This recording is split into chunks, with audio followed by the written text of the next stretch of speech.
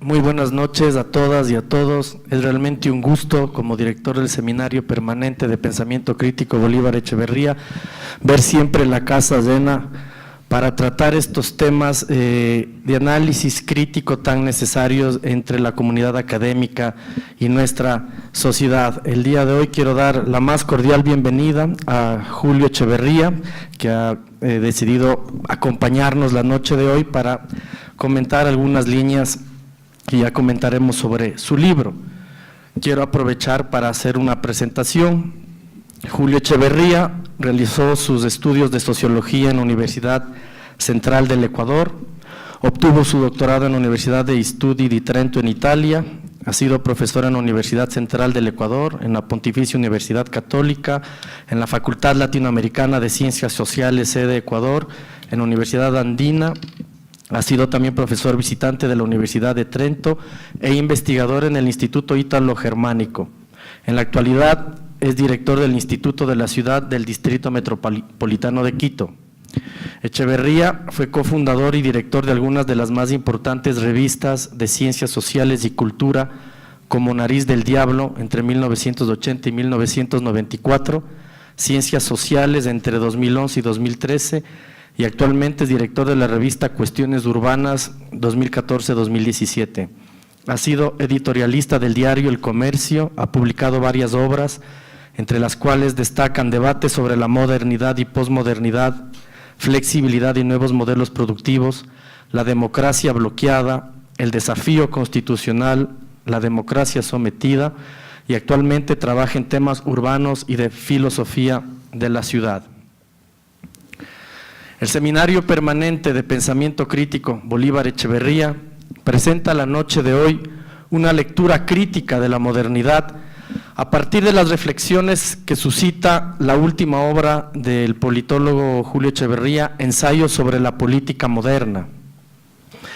Para el Seminario Bolívar Echeverría, lo peculiar de su crítica a la modernidad radica sustancialmente en el análisis de ciertas aristas del pensamiento político distintas a las sugerentes críticas y aproximaciones derivadas de la crítica de la economía política influenciada por el pensamiento de Carlos Marx y que a lo largo de este último año hemos revisado en diferentes capítulos en nuestro seminario, que ustedes lo pueden encontrar en línea.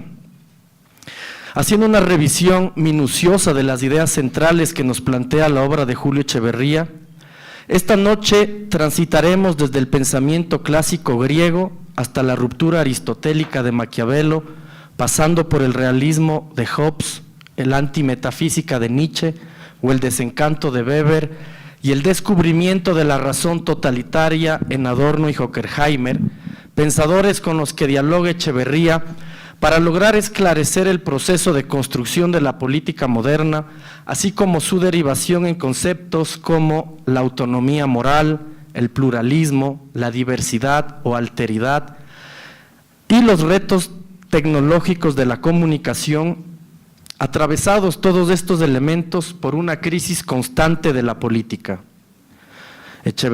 Julio Echeverría, nos recuerda que desde los griegos, en el pensamiento clásico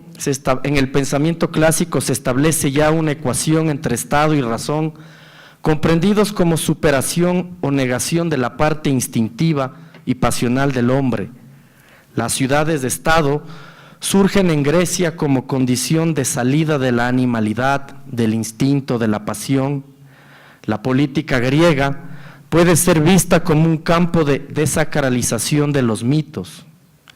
En la democracia ateniense, nos dice Echeverría, va a primar la idea de justicia y del bien común, el ciudadano va a anteponer el interés universal frente a cualquier particularismo que puede ser comprendido como expresión de un instinto pasional o de la animalidad.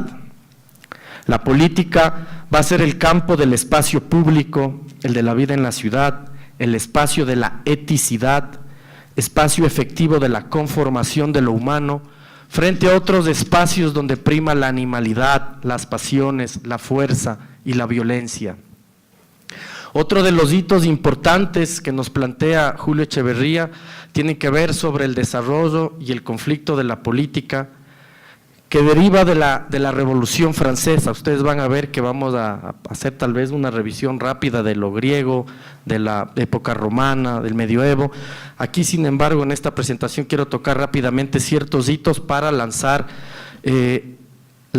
a este seminario en lo que va a ser la exposición. Entonces, habla de la Revolución Francesa, la importancia de la ruptura con el absolutismo, puesto que este acontecimiento va a dar paso al surgimiento de la Constitución como expresión de la voluntad ciudadana de la mano de la Asamblea Representativa de la Sociedad. Campos de acción que van a orientar la elaboración de las políticas que definen la vida de los ciudadanos.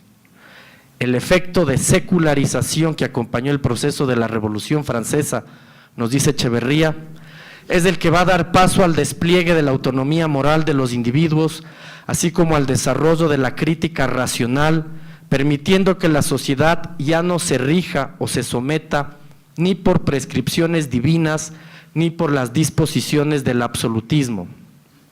A partir de la Revolución Francesa, los ciudadanos van a organizar su vida en función de la libre capacidad de usar sus potenciales cognitivos, elementos fundamentales de articulación de un nuevo proceso de construcción social que madura en abierto contraste con las lógicas de subordinación y exclusión propia de los ordenamientos medievales.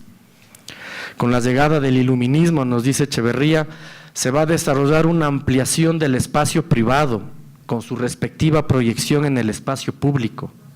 De esta manera, una de las primeras fricciones o tensiones que va a vivir la política es la que tiene que ver con el manejo del Estado, en tanto que instancia que combina dos dimensiones.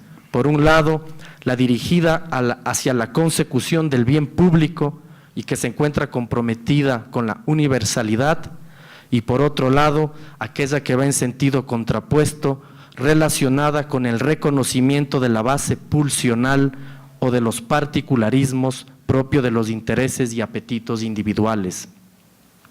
La política, como nos sugiere Julio Echeverría, va a ser en este sentido un campo de la representación en donde se generan mediaciones, acuerdos y consensos frente a la fragmentación, las disonancias, las diferencias, las cuales se recomponen como orden, haciendo de la práctica política una negación, neutralización del conflicto o una exasperación de los mismos, en tanto que resistencia a la integración de las diversas particularidades.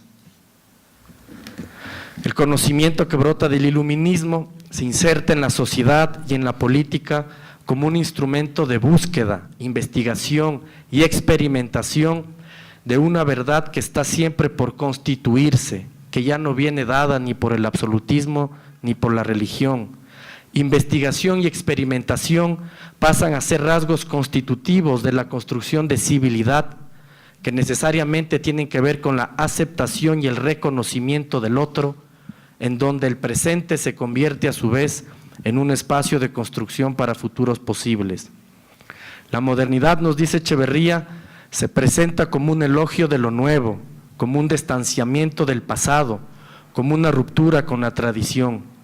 Se define como revolución a partir de la afirmación de los postulados de igualdad natural y de libertad política que maduraron con el Renacimiento y el Iluminismo.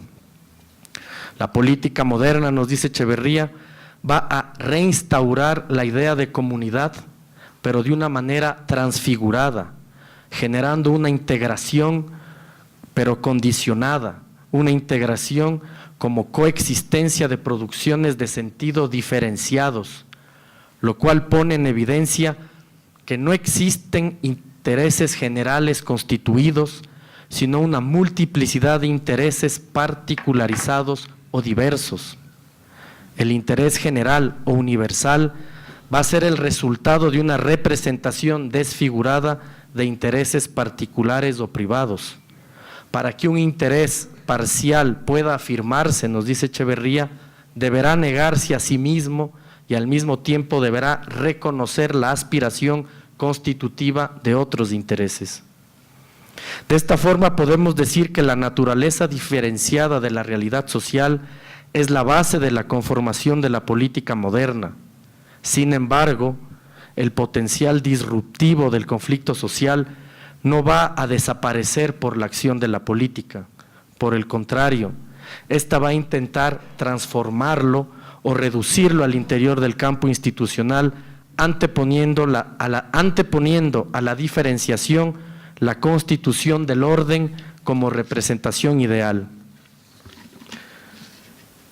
De igual forma, al igual que las tensiones que encontramos al interior del Estado entre la necesidad de ordenar el caos y de anteponer lo universal frente a lo particular, la nación, nos dice Echeverría, se va a constituir a partir de una construcción simbólica, a partir de la representación de la diversidad de pueblos locales que se identifican con una instancia mayor de articulación que viene a ser el Estado, el cual va a transfigurar las soberanías menores en una soberanía única y de mayor poder de agregación.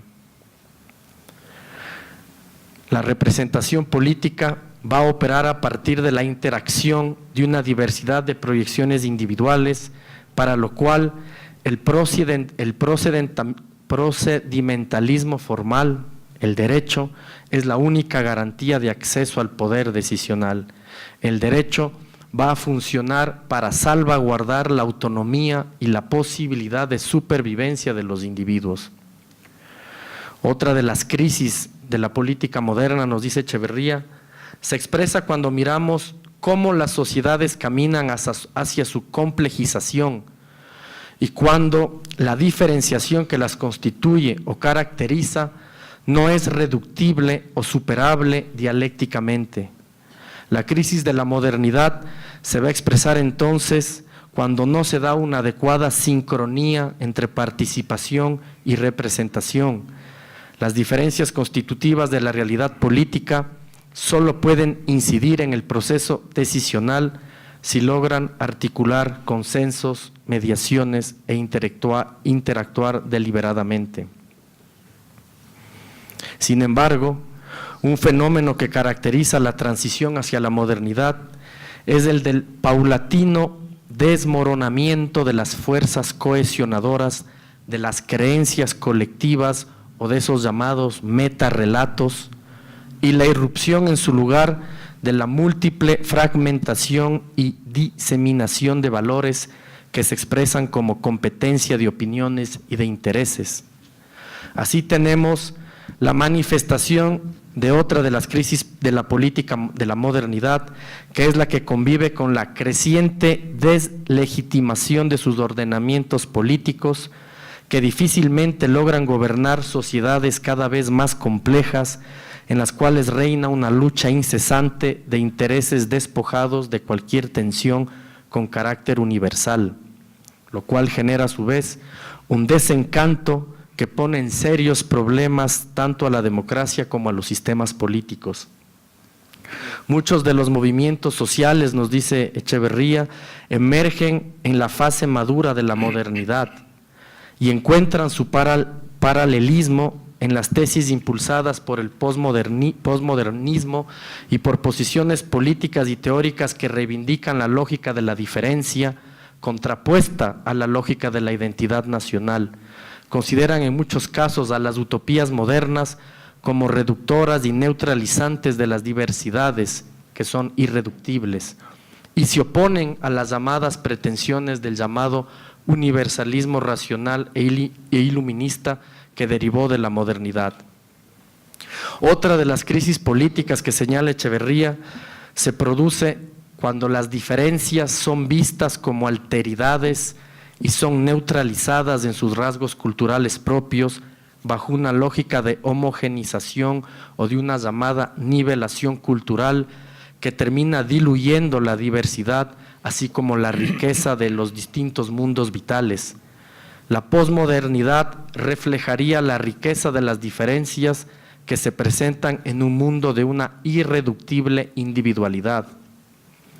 Otra de las crisis de la política en la modernidad, nos dice Echeverría, se produce con la suposición de que es posible conducir la innovación y la modernización a partir del Estado o desde el campo de la gran política, desde una construcción que trasciende, controla y dirige los intereses diferenciados y particularizados. Esto se debe, según Echeverría, y esto es muy importante, a que en la génesis de la política moderna encontramos también ese principio teológico, ese principio religioso, cuya vieja función consistía en articular la sociedad desde la perspectiva de la construcción del sentido y de los valores. Todos tenemos que ver el mundo igual, todos debemos sentir igual, lo bueno es bueno para todos, lo malo es malo para todos. Conjunción paradigmática que en nuestros días es parte de la crisis de la política moderna.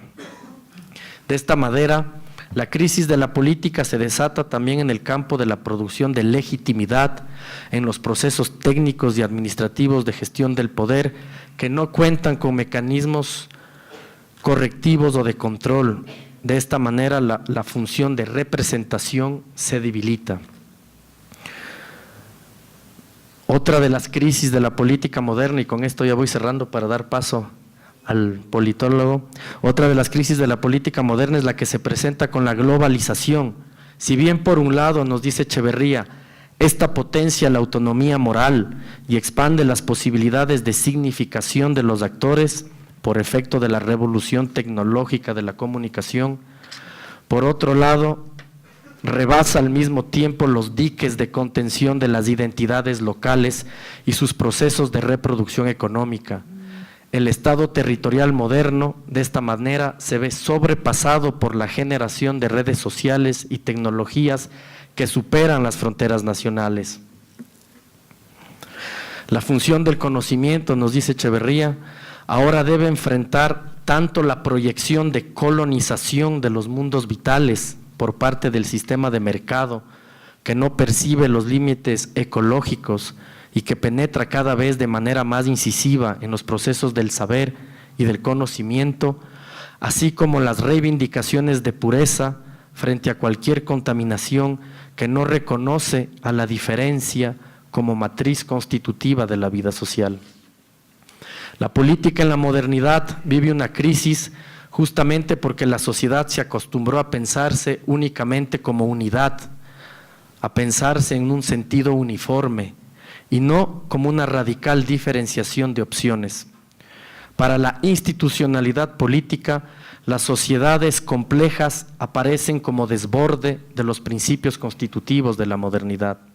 Es aquí, nos dice Echeverría, en la modernidad iluminista, donde se revelaron sus límites y su crisis al no reconocer la diferenciación como la realidad constitutiva de la vida social. Con eso queremos abrir un poco a las reflexiones a partir de la obra de Julio Echeverría. Bienvenido, Julio. Muchas gracias por estar aquí con nosotros. Gracias, Julio. Para efectos de mayor precisión en la transmisión de las ideas, me voy a permitir leerles el texto que he preparado para esta tarde-noche. Quisiera empezar por aclarar los términos de la temática que vamos a tratar hoy. Esto es la crisis de la modernidad o la crisis de la política en la modernidad. Y creo que es importante definir qué estamos entendiendo por crisis. La palabra crisis es como la palabra hamburguesa, está en todo lado. Esto es, estamos en crisis de la pareja, en crisis del matrimonio, en crisis de la educación, en crisis del deporte. En fin, es seguramente una noción que se repite en todo instante y en todo momento. Entonces, es importante que intentemos una aproximación conceptual a lo que entendemos por crisis. Y yo diría de la manera más elemental y básica que entendemos por crisis el momento de alteración del cauce normal de un proceso. El proceso en sí mismo, podríamos decir, está configurado por crisis recurrentes, en cuanto todo proceso es cambiante y es inestable. Podemos hablar de crisis como contradicciones y conflictos inherentes al proceso. En esta acepción, la idea de crisis podría ser asociada a la idea de un estrés crónico. Hablamos, sin embargo, de crisis en sentido fuerte cuando esas contradicciones o conflictos que son recurrentes y que se expresan como estrés crónico amenazan con afectar la estructura del proceso o la estructura del sistema. Definimos a las estructuras como agregaciones de sentido que procesan significaciones que se producen en el cuerpo social y que están allí para reducir la incertidumbre, para estabilizar las condiciones de reproducción. Las estructuras se convierten en instituciones al posibilitar mediante la construcción de sentido la estabilización o el control del cambio. Las instituciones son dispositivos de estabilización, procesan significaciones, por tanto ahorran consenso, generan sentido y permiten gobernar la complejidad del mundo. Cuando hablamos de crisis de la modernidad, estamos refiriéndonos entonces a afectaciones a la estructura de lo moderno, o estamos observando las condiciones de estrés en las cuales están estas estructuras y respecto de las cuales las mismas estructuras se constituyen e intervienen. Cuando se habla de crisis institucional en la modernidad, se está haciendo referencia al desempeño de estas estructuras o a su misma configuración en cuanto a construcciones de sentido. Muchas veces lo que denominamos como crisis en sentido fuerte puede ser caracterizado también como crisis civilizatoria o como crisis sistémicas. Yo me apunto más en esta dirección de discutir la crisis de la modernidad como una crisis civilizatoria o como una crisis de sistema, y de diferenciar entonces esa crisis de lo que llamaríamos el estrés crónico, en el cual se encuentran las estructuras sociales, las estructuras políticas. Diríamos, ¿en qué mismo estamos? ¿Qué tipo de crisis es la que estamos viviendo? ¿Es una crisis que se acerca a esta idea de estrés crónico o es una crisis civilizatoria o es una crisis de sistema? Introduzcamos ahora una noción básica de lo que entendemos por política, para luego adentrarnos a la comprensión de lo moderno. Política es aquella actividad que hace referencia a la organización de la convivencia entre humanos y a la capacidad que estos tienen de decidir sobre un destino común. Si nos conectamos ahora con la noción de crisis que ya introdujimos hace un momento, podríamos decir que la política siempre está en crisis o que se alimenta del conflicto que le es consubstancial al tener que decidir sobre el modo de la convivencia entre humanos. Desde esta argumentación podríamos decir que la política produce y se alimenta de un estrés crónico, generado por un conflicto permanente, ubicado en la decisión acerca del destino común de la convivencia entre humanos. Tratemos ahora de definir cuáles son los elementos de la estructura moderna y cuáles son las condiciones del estrés crónico que la caracteriza. La modernidad política puede ser entendida como un proceso de construcción de sentido, donde se definen sus conceptos fundamentales, y como realización histórica efectiva, donde esos conceptos se concretan o materializan en acciones y en pragmáticas específicas y puntuales. Me contacto aquí con las formulaciones de Reinhard Koselleck, histórico, filósofo alemán, quien nos dice: los conceptos son condensaciones de procesos históricos y a su vez estos, los conceptos, intervienen produciendo la historia. Esta articulación entre historia y semántica puede ser vista también como construcción de paradigmas. Un paradigma refiere no solo a una estructura de conceptos dispuestos para el conocimiento, sino a estructuras de sentido socialmente configuradas, de las cuales los conceptos son su formulación reflexiva. Es muy importante entonces esta caracterización, porque a donde vamos es a tratar de descubrir cuál es la configuración de este paradigma moderno y cuáles son los conceptos que lo articulan y cómo estos conceptos aparecen como estructuras que están dispuestas para procesar lo que hemos denominado como el estrés crónico, esto es, las contradicciones y los conflictos de los cuales se constituye la política. Los conceptos modernos aparecen en la clasicidad greco-romana, pero se realizan efectivamente a partir del siglo XV hasta el siglo XVIII, cuando adoptan la condición de paradigma tal cual lo hemos definido anteriormente. Los conceptos se vuelven estructuras de sentido socialmente configuradas, pero su efectiva concreción histórica acontecerá en los siglos XIX y XX. Cuando hablamos de la modernidad, entonces, estamos haciendo referencia a un largo proceso de configuración civilizatoria. Las estructuras semánticas definidas en la filosofía greco-romana sufrirán cambios y transformaciones en toda esta trayectoria. El medioevo traducirá los conceptos clásicos en construcciones teológicas que dominarán durante ese largo periodo de 15 siglos. El medioevo político es un paso importante en la constitución de la semántica moderna.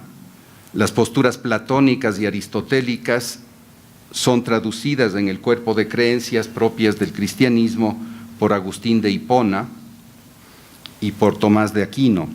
Ambos construyen algo que después será fundamental en la comprensión de la dinámica política moderna, la idea de las formas de construcción del poder descendentes y ascendentes. Platón es leído por Agustín como aquel que define el modelo ideal de realización de lo humano como adscripción al poder divino descendente. En la ciudad terrena reina el caos, la concupiscencia, la corrupción. En la ciudad divina reina el orden y la justicia. El poder es divino y desciende como poder demiúrgico para configurar la realidad de los humanos, para liberarlos y emanciparlos de las sensaciones y percepciones que son pecaminosas. La soberanía es divina, el gobierno de esa soberanía se delega a los humanos. La Iglesia domina sobre el Estado, que es la organización humana por excelencia. Tomás de Aquino recupera la idea aristotélica de la razón natural. El acceso a lo divino está en la potenciación de la naturaleza humana, la cual mediante la beatitud accede a lo divino. El poder es ascendente. El mismo acuerdo entre los humanos es condición de su salvación. Cuando este acuerdo se produce, se accede a la gracia divina. Mediante estas construcciones teológicas, el medioevo define el concepto central de soberanía, que luego se convertirá en estructura central de la semántica moderna. La soberanía es ascendente, pero también descendente. Es expresión de la razón natural, de los derechos, de la voluntad popular, pero también es conformación de la decisión que desciende desde lo alto del poder. Estas construcciones semánticas configuran el campo de la teología política, que de alguna manera heredará la modernidad. La realidad de la política medieval será la de la dominación del poder descendente que se expresa en la imposición de la dogmática del culto. Sin embargo, será una dominación y subordinación de esa razón natural que emergerá con fuerza en la revolución moderna. Estas mismas estructuras de la teología política medieval preparan el camino de la revolución moderna, como transformación desde la soberanía por gracia divina a la soberanía popular.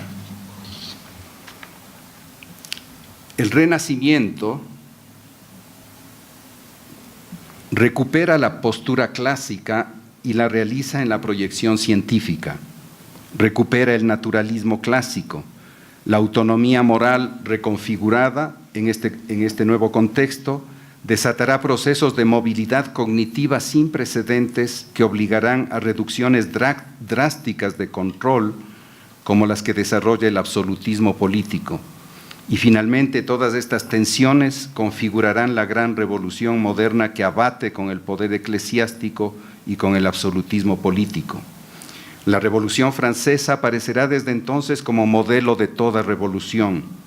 La modernidad misma aparece en lo fundamental como revolución, esto es como movilización que apunta a modificar las estructuras, instaura un movimiento permanente de afectación de las estructuras, genera lo que hemos denominado un estrés crónico como agregado de conflictos y de contradicciones. Seguramente el producto paradigmático de esta revolución es la configuración de las autonomías morales y de su capacidad crítica y deliberativa. Capacidad crítica y deliberativa que pone bajo examen toda pretendida construcción de sentido. La autonomía moral es sinónimo de potenciación de la capacidad cognitiva y aplicación de la misma a toda construcción de realidad, es por tanto nihilista y está en la matriz de la dinámica moderna de la innovación permanente.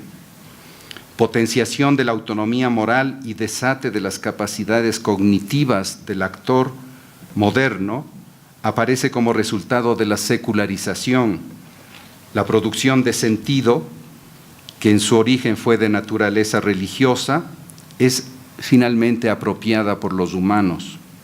La muerte de Dios, fórmula con la cual más tarde Nietzsche entiende la secularización, desata una condición de alta complejidad.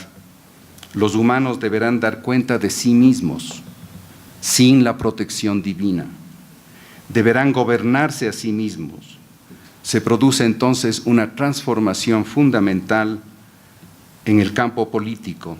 La soberanía por gracia divina deja el paso a la soberanía popular, pero se trata de una soberanía popular constituida por una pluralidad de autonomías morales.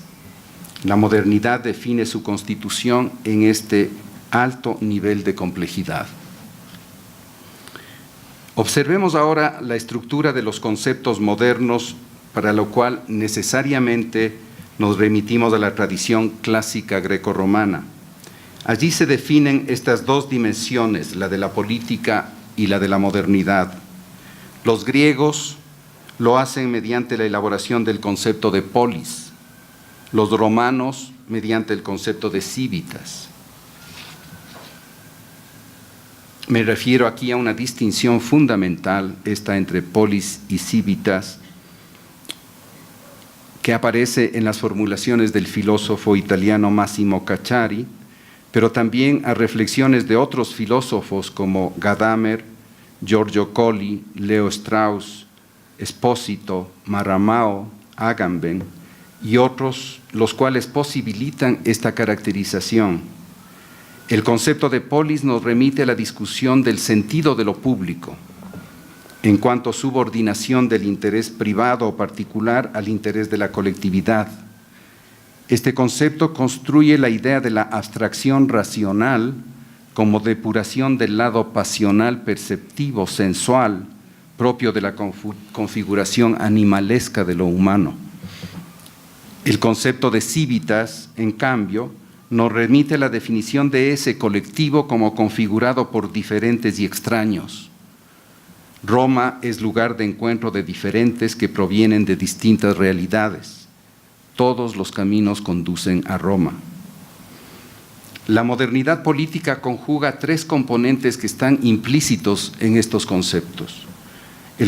La dimensión de la extraneidad, el encuentro o desencuentro con el otro que está en el sí mismo, en el sujeto.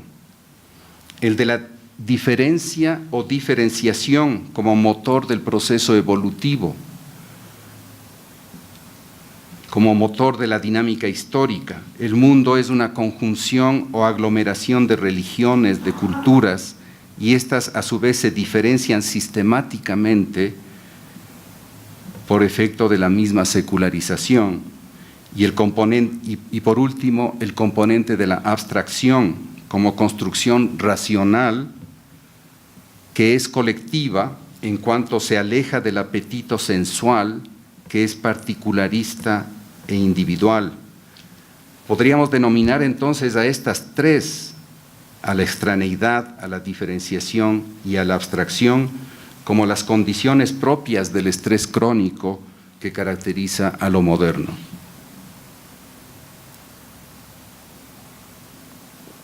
Extraneidad, diferenciación, abstracción.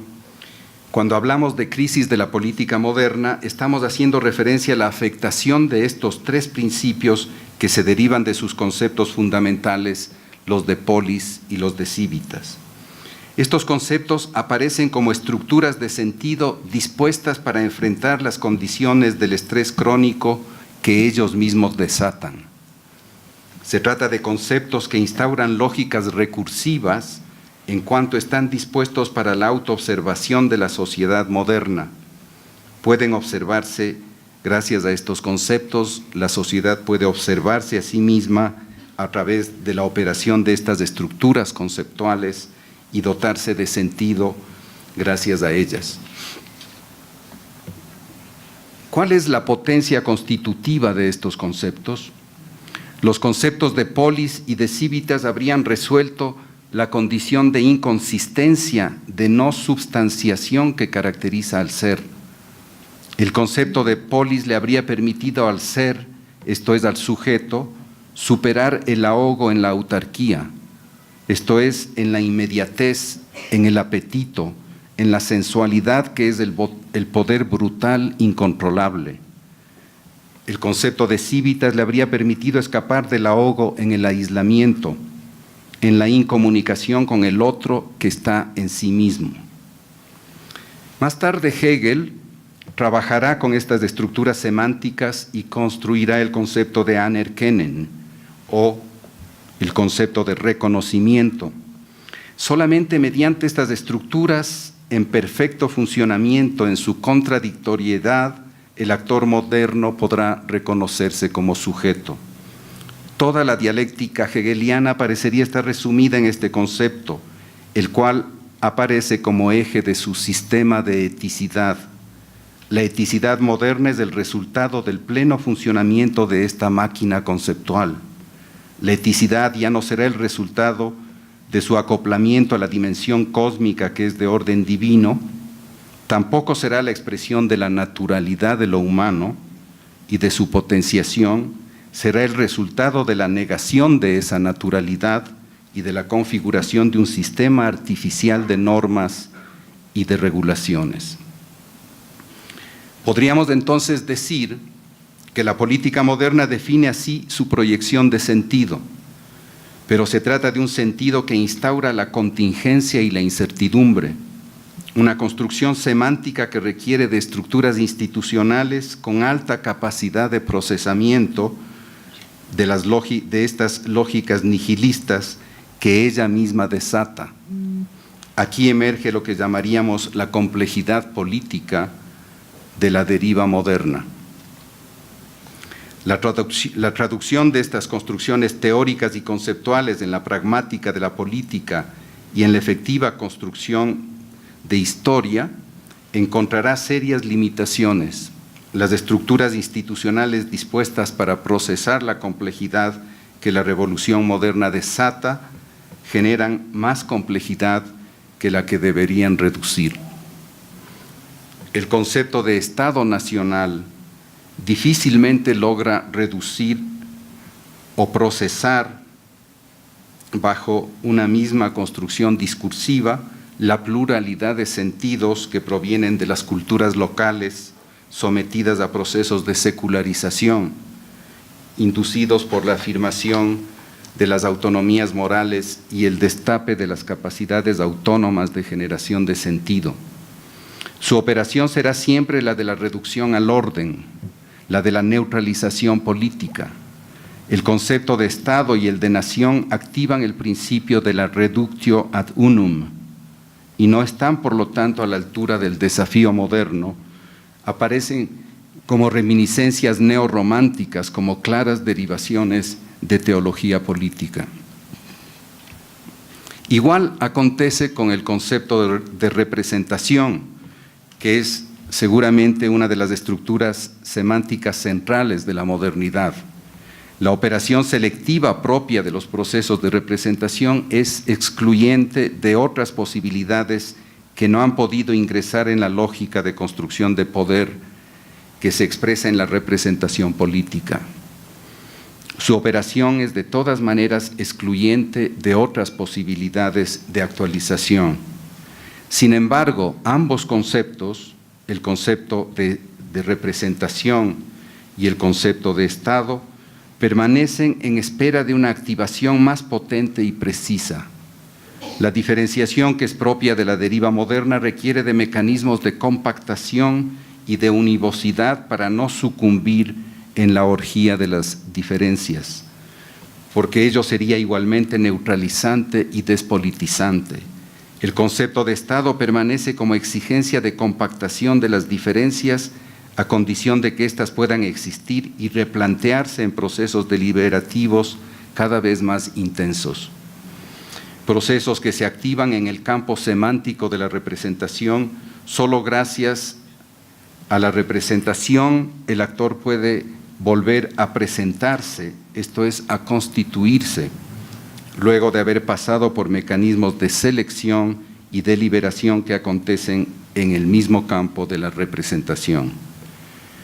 La modernidad conjuga a tropiezos con estas dimensiones y estos desafíos.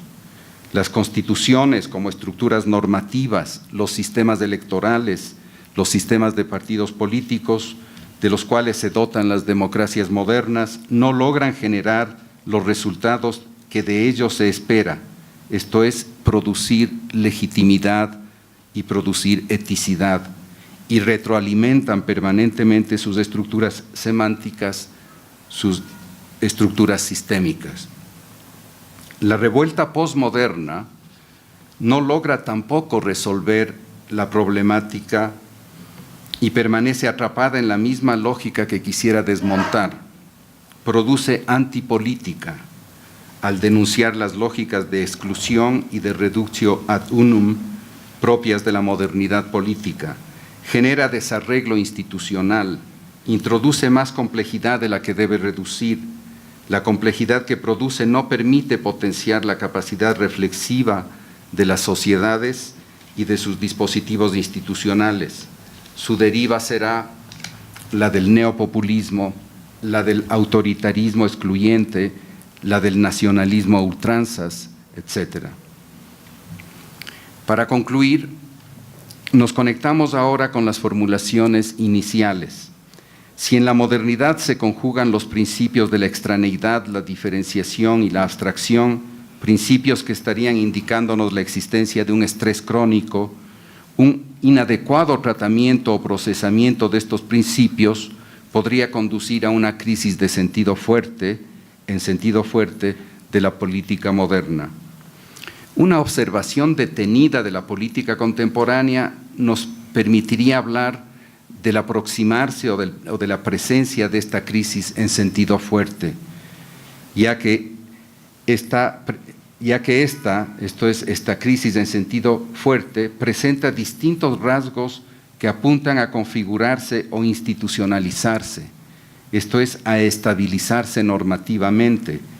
Por ello, parece adecuado hablar también de crisis sistémica o de crisis civilizatoria de la política moderna.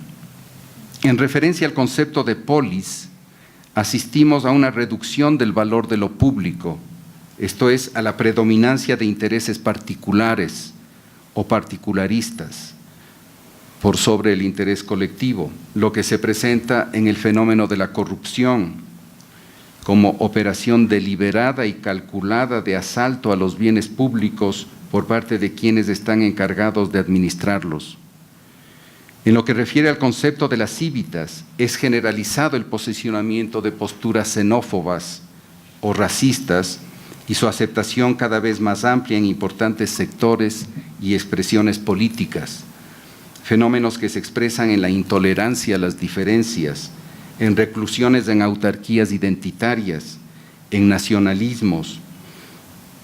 Esta es la expresión paradigmática de la crisis en sentido fuerte. Por último, la pérdida de capacidad de abstracción o visión estratégica de los sistemas y de los actores políticos, que lo colectivo como construcción de sentido, como organización y decisión sobre la convivencia entre humanos, es algo más que la simple sumatoria o aritmética de los intereses particulares. Los sistemas políticos se ven rebasados por la complejidad que emerge de las condiciones de estrés crónico que desata la secularización. No logran procesar dicha complejidad. Una insuficiente capacidad de procesamiento deja abierta la puerta para que esas condiciones de estrés se conviertan en verdaderas patologías de la modernidad. La modernidad desata las capacidades deliberativas del sujeto moderno. Estas se ven potenciadas por la revolución tecnológica en las comunicaciones. El desafío hoy, más que nunca, tiene que ver con la capacidad institucional de proteger y potenciar las capacidades cognitivas de las sociedades modernas. Las sociedades modernas requieren de mecanismos explícitos de generación de sentido que puedan compensar el desgaste de las formas institucionales que están expuestas permanentemente a exámenes y deconstrucciones. Gracias.